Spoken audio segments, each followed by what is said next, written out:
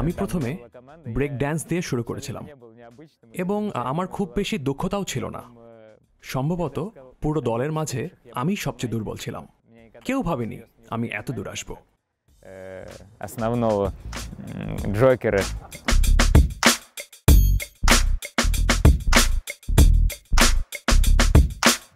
Ну, для меня это как образ жизни уже, потому что এখন আমার পুরো জীবনটাই পোল ড্যান্সিংকে ঘিরে। যখনই কোনো একটা বস্তু খাড়া দেখি তখনই ভাবতে থাকি এটা দিয়ে আমি কি করতে পারবো। осуществить там и так далее.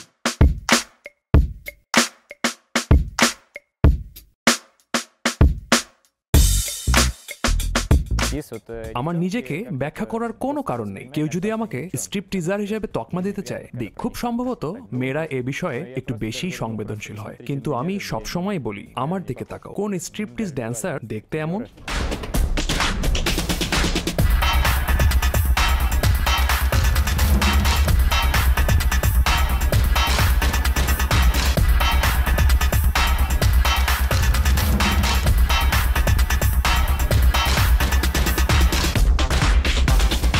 Большинство парней думают, что это অনেক মানুষ ভাবে পোল ড্যান্সিং শুধু সমকামী পুরুষদের জন্য।